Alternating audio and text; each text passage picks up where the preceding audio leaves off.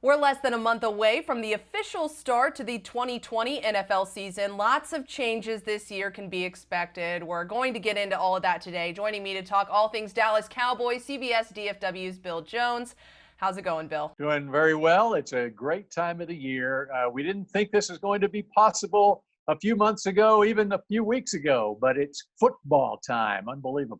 Football time in Texas, and it sounds like the Dallas Cowboys are also trying to at least have some fans in AT&T Stadium this year. Now, we didn't have summer practices, OTAs, any of that because of all the health and safety concerns, but the boys are in training camp this week. So what are the biggest storylines out of training camp? Well, and in fact, they are actually the official start of training camp occurs on Friday, and across the league, all teams can don the pads for the first time on Monday. And ever since the clearance was given for the teams to report to their respective practice facilities, they've been sort of in a condensed version of the offseason. But when you look at the storylines for the Cowboys, and not only for the Cowboys, but obviously for every team around the league, it's how do they do it with COVID hanging over everybody right now. And it seems like, they're testing on a daily basis right now.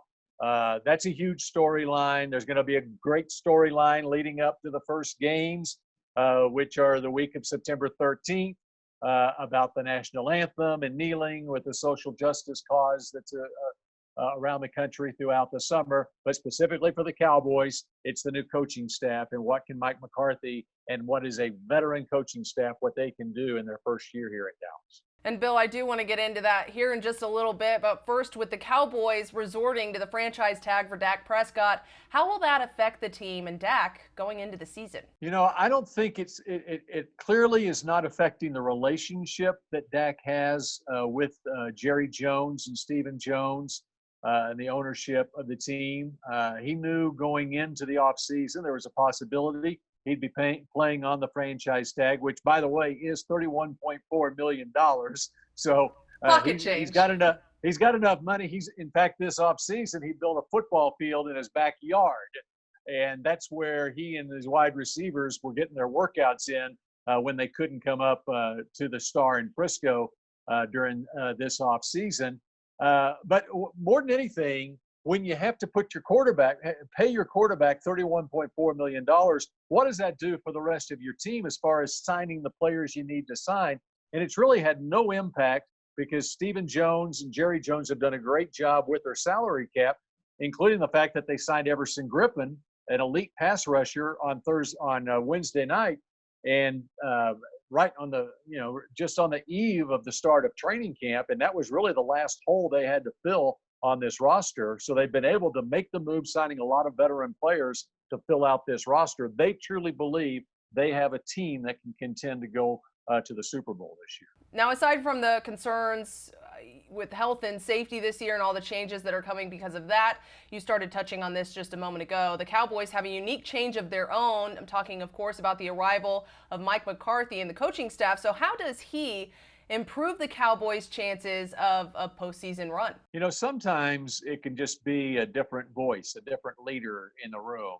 I think, in fact, Dak Prescott talked about it in his opening press conference for training camp, how and he wasn't involved in all the Zoom meetings that they had in the offseason because of his contract situation. But it sounds like he's hit off on the right foot with McCarthy and the offensive coaches. Of course, the offensive coordinator is Kellen Moore, who he has prior experience with, even as a teammate, going back when Kellen was playing. Doug Nussmeier is a quarterback's coach. He was the tight ends coach last year, so there's familiarity there.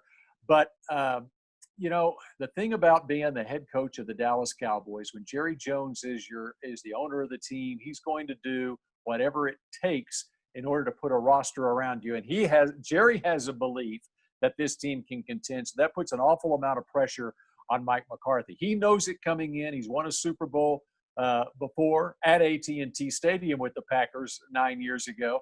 And he's got a veteran coaching staff, which I think is a huge key, and something maybe that Jason Garrett wasn't allowed to have here the last couple of years. Some of the openings, like special teams coach that he had on his staff, when you kind of get into that lame duck status where you might, be unemployed and not be the head coach a year or two from now. It's sometimes difficult to hire the coaches that you want to hire because the job security may not be there. McCarthy comes in with a fresh start, so he's able to hire a Mike Nolan as a defensive coordinator. John Fossil, one of the most respected special teams coaches in the NFL, comes over from the Los Angeles Rams. And Jim Tomsula, the defensive line coach, Joe Philbin, the offensive line coach. This is a veteran staff.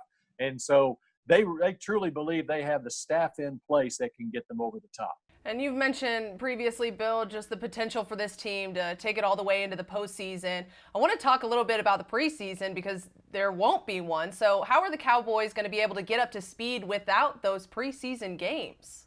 And that's a huge point. That's a great question. And I think any team that has a coaching change in this season where you did not have an off-season program, keep in mind usually the players report for the off-season conditioning program in early April when you've got a new coach. They go through OTAs. They have the mini camp. You've got on-field drills and hands-on. It was all done virtually this off-season. Now, every team in the league had to do that, so they aren't that as far behind the eight ball. But there is new terminology. I think that this coaching staff, being a veteran staff, though, I think they are able to turn the tables on that a little bit because they have the experience, and that they've spent a lot of time in the laboratory, so to speak, studying game film. And so I think that they are very familiar with the players that they're working with. It's just new players on the team. The learning curve is very steep in a very short amount of time here in August. And finally, Bill, can the Cowboys win the not-so-great NFC East? And on paper, it doesn't look that great. Hasn't been that long ago since Philadelphia won a Super Bowl. Carson Wentz at quarterback. He's now a veteran, and they're the defending champs in the division, albeit with a 9-7 record. The Cowboys were 8-8 last year. Once again, I think we talked about this last year. In the NFC East, there has been a new division winner now for 15 straight years. That's what the Cowboys have going for them, as well as the Giants and that team in Washington. I almost said their old nickname.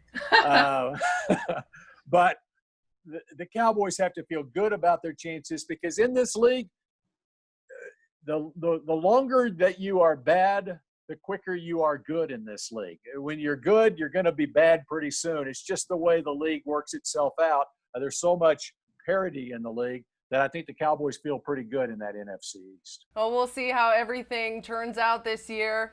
Only have a few weeks left before we'll finally see football return. Bill, thank you so much for your time and analysis on the upcoming Cowboys season.